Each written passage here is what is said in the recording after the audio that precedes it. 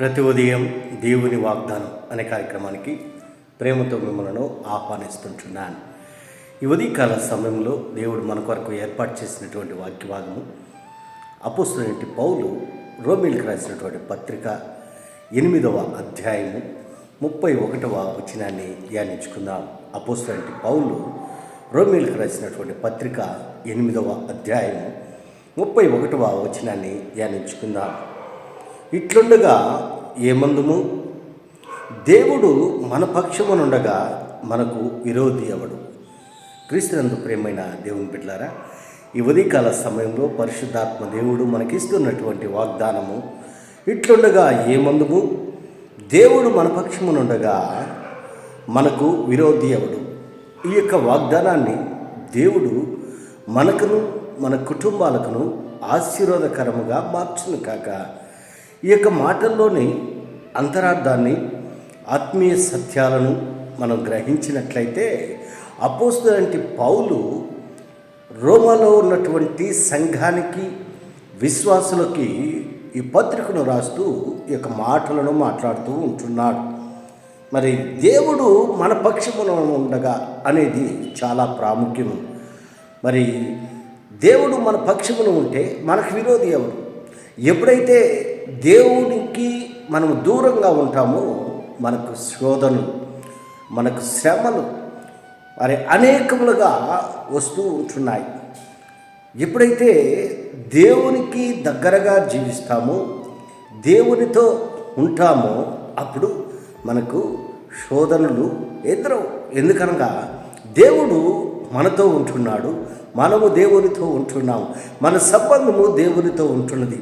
మరి ఎవరికి మరి ఈ యొక్క భాగ్యం దొరుకుతూ ఉందంటే 28వ వచనంలో మనం గమనించినట్లయితే, దేవుని ప్రేమించు వారికి అనగా ఆయన సంకల్పము చొప్పున పిలువబడి ఉన్న వారికి మేలు కలుగుటకై సమస్తమును సమకూడి జరుగుచున్నవని ఎరుగుదము.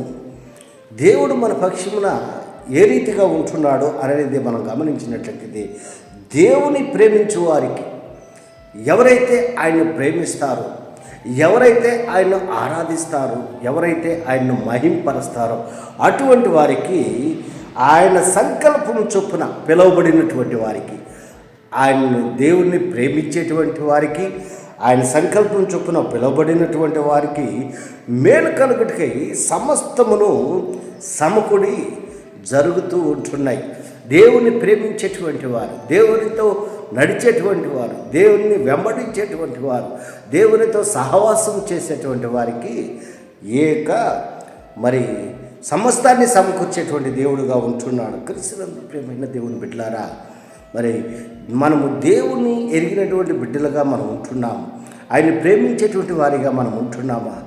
ఆయన సంకల్పం చొప్పున మనం నడుచుకునేటువంటి వారిగా మనం ఉంటున్నామా? మరి ఇంకా మనం అనేక విషయాలను ఇక్కడ మనం ప్రస్తావిస్తూ ఉంటున్నాడు. దేవుడు మన పక్షంలో ఉంటే మనకి ఎలాంటి ఆశీర్వాదాలు కలుగుతూ ఉంటున్నాయి అనేది మనం గమనించినట్లయితే, మనము ఆ 28వ వచనంలో మనం చూస్తూ ఉంటున్నాం. మనకు ఆయన్ని గుర్తెరిగి మనం జీవిస్తే మనకు కలిగేటువంటి ఆశీర్వాదాలు ఆ రీతిగా ఉంటున్నాయి. మరి దేవుణ్ణి మరి ప్రేమించేటువంటి వారిగా మనం ఉంటున్నామా? ఆయన చిత్తానుసారంగా జీవించేటువంటి వారిగా మనం ఉంటున్నామా? ఎలాంటి వారిగా మనం ఉంటున్నాం?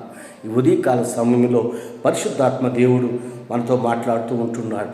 దేవుడు మన పక్షంలో ఉంటున్నాడా?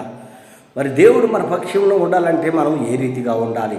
ఆయన చిత్తాన్ని నెరవేర్చేటువంటి వారిగా ఉండాలి, ఆయన మార్గాల్లో నడిచేటువంటి వారిగా ఉండాలి, ఆయన సంకల్పం చొప్పున మనం ప్రవర్తించేటువంటి వారిగా ఉండాలి. ఆయన ప్రేమించేటువంటి వారిగా ఉన్నప్పుడు దేవుడు మన పక్షాన ఉంటాడు.